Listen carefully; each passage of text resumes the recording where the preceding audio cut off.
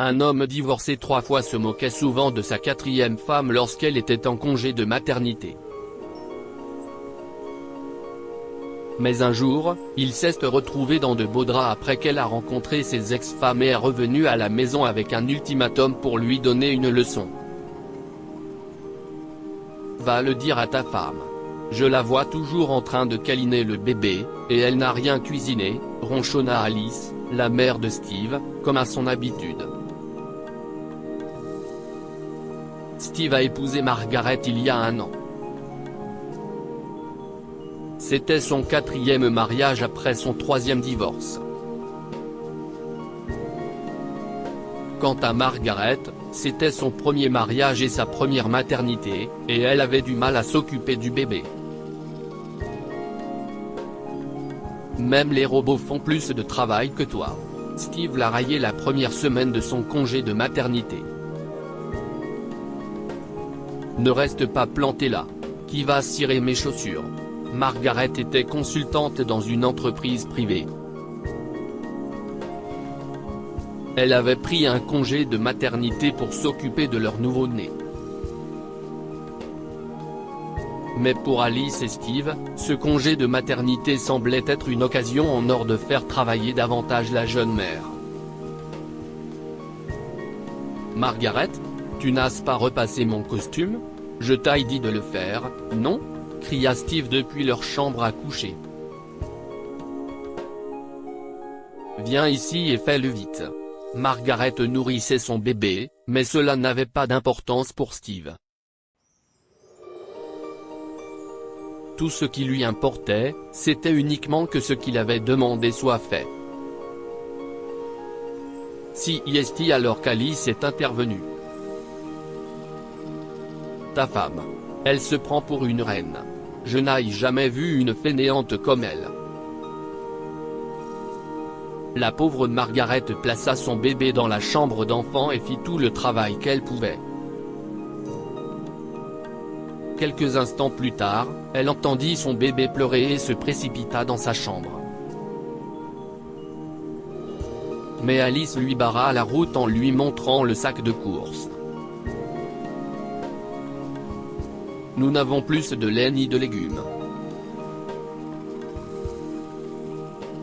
Va à l'épicerie avant qu'il n'y ait trop de monde. Margaret regarda la femme, espérant qu'elle comprendrait qu'il était temps de nourrir le bébé qui braillait. Je crois que Cody a faim. Je ne pense pas pouvoir aller faire les courses maintenant, dit-elle. Sa réponse mit Alice sur les nerfs. Mais la vieille dame savait comment se défouler sur elle. Je pensais qu'une promenade quotidienne à l'épicerie t'aiderait à perdre tous les kilos que tu as pris après l'accouchement. Oh mon Dieu, regarde comme tu es devenue grosse. Margaret fit la sourde oreille aux railleries d'Alice. Si est alors que Steve s'est joint à elle, aggravant encore la situation. Oui, maman. Elle ressemble à un sac de pommes de terre qui ne fait rien dans la maison. Regarde comme elle est devenue grosse et laide. La pauvre Margaret avait envie de pleurer, mais elle ne pouvait pas. Elle ne voulait pas qu'il l'insulte davantage, alors elle s'est précipitée vers son bébé. Je suis désolée. Je dois aller le nourrir, dit-elle en souriant. À son grand désarroi, les frasques de Steve et d'Alice se sont intensifiées avec le temps. Un jour, Alice a invité toutes ses amies à un goûter. Mais maman, tu crois qu'elle sera capable de cuisiner tout ça? Demanda Steve à Alice. Oh, ne t'inquiète pas. Ta femme cuisine bien et elle pourra faire la vaisselle plus tard. Va la chercher avant que les invités n'arrivent, dit Alice. Margaret avait un léger mal de tête ce jour-là. Le petit Cody l'avait empêchée de dormir pendant presque toute la nuit, si bien qu'elle n'avait pas assez dormi. Et, arrête de dormir pendant la journée et aide maman à la cuisine, hurla Steve. Margaret lui dit qu'elle n'est pas bien, mais il s'en fichait.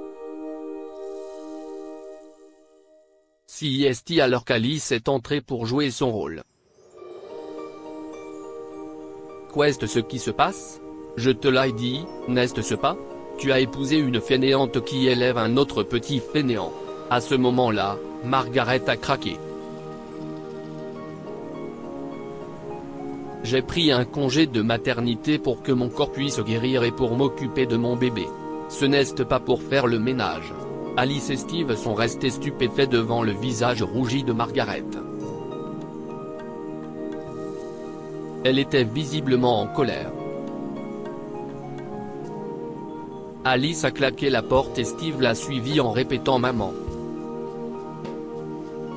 Maman, attends point peu après, les invités sont arrivés. Pendant la fête, l'une des amies d'Alice lui a demandé des nouvelles de Margaret.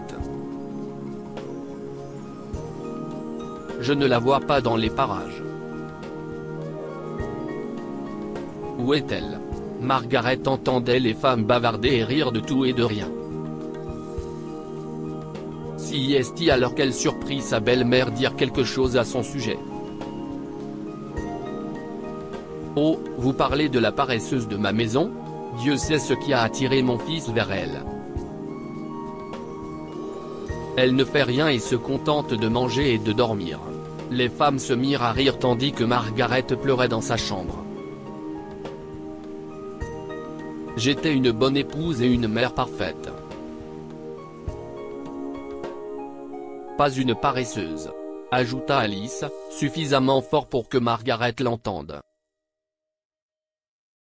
Plusieurs jours passèrent, mais rien ne changeait pour Margaret. Son mari et sa belle-mère se disputaient constamment avec elle et lui faisaient faire toutes les tâches de la maison. Un jour, Steve l'a emmenée avec leur enfant au parc pour une promenade. Margaret a accepté parce qu'elle voulait faire une pause. Alors qu'ils se promenaient sur le sentier, Steve a commencé à agir bizarrement. Il a fait semblant d'être en train de téléphoner et s'est tourné d'un côté ou de l'autre, en essayant d'éviter trois femmes avec des enfants qui s'approchaient du côté opposé. Mais elle l'ont reconnu point et, regardez. Si est-il le fils à maman? Et qui est-ce? Se moqua l'une d'elles. Ce doit être sa quatrième femme. Qui d'autre pensez-vous? Dit une autre. Margaret était déconcertée. Elle ne savait pas qui étaient ces femmes. L'une d'elles lui tendit alors une carte de visite, lui demandant de l'appeler si elle avait besoin d'aide. N'oubliez pas de nous appeler si vous avez besoin de nous, d'accord? Steve était embarrassé. Il a dit à Margaret que les trois femmes étaient ses ex et que les enfants qui étaient avec elles étaient ses enfants. Plus tard dans la soirée, Margaret a appelé l'une des ex. Elle était curieuse de savoir pourquoi Steve avait divorcé plusieurs fois. Lui et sa mère pensent que les congés maternité sont destinés aux travaux ménagers, a déclaré l'ex-femme.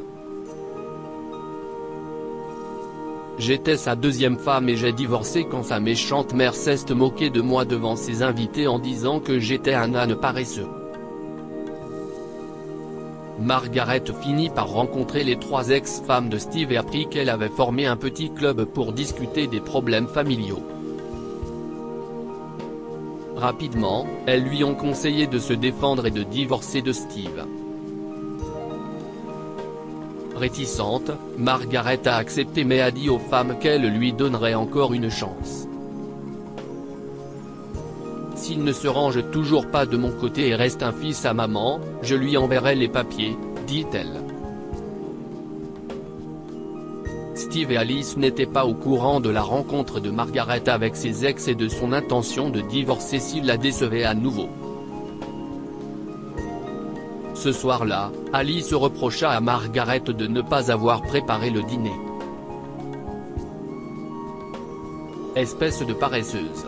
Tu n'aurais pas dû épouser mon fils si tu ne pouvais pas t'en occuper », fulmina-t-elle. Margaret regarda Steve, attendant sa réaction.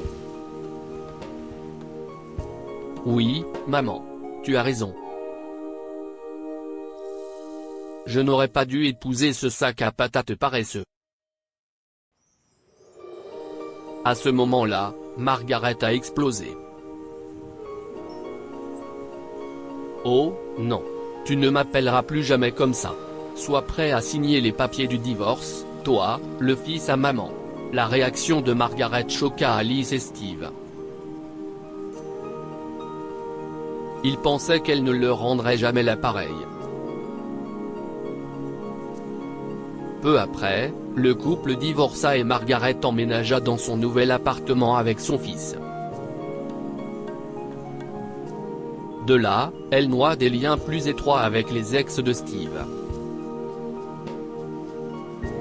Les femmes sont devenues de grandes amies et ont souvent gardé un œil sur Steve pour voir s'il se remariait avec quelqu'un d'autre.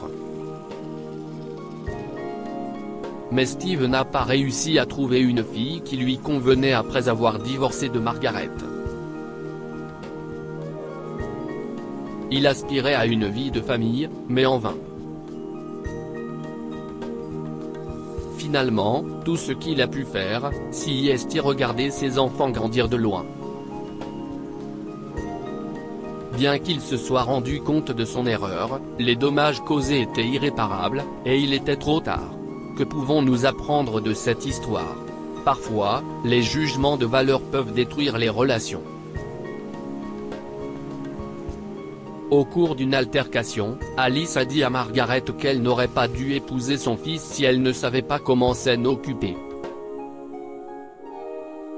Elle se moquait souvent de Margaret et disait qu'elle était paresseuse. En fin de compte, ces railleries constantes ont poussé Margaret à divorcer de son mari. La surprotection peut ruiner la vie de votre enfant. Alice ne pensait qu'au meilleur pour son fils.